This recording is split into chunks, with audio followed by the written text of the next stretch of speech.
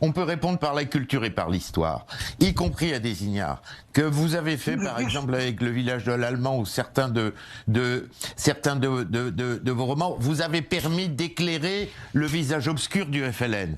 Et quand on peut raconter, disons au grand public, qu'à part le FLN, qui n'a rien à voir avec le Viet Minh, puisqu'il s'attaque aux populations civiles, il y avait d'autres alternatives dans le peuple algérien, et que le FLN n'est pas le propriétaire exclusif du peuple.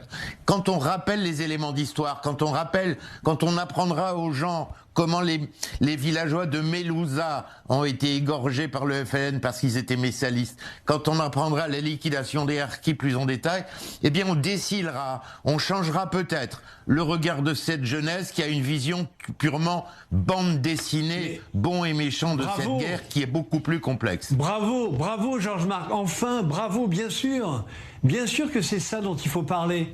Bien sûr qu'il faut parler de ça parce que quand on dit que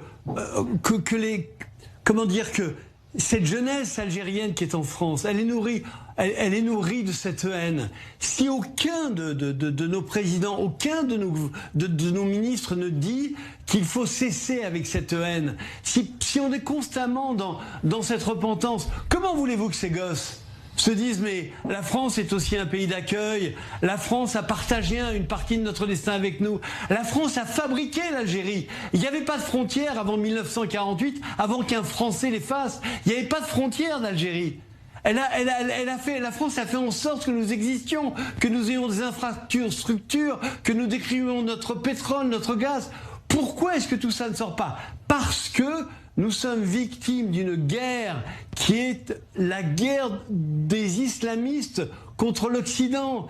Et l'Algérie est un fer de lance. Pourquoi? Parce que justement, il y a cette repentance et qu'ils se repaissent de cette repentance. Mais là, il faut que vous, les journalistes, les intellectuels, Boualem bien sûr, mais tous, nous aussi, sur nos chaînes de télévision, dans nos films, dans nos écrits, que tous nous en appelions à la jeunesse algérienne pour qu'elle arrête, qu'elle dise non à cette manipulation du gouvernement algérien et d'ailleurs de tous les gouvernements, que ce soit contre les Juifs, contre les Français ou contre les autres, pour que l'islam finalement envahisse le sol. J'ai lu votre article.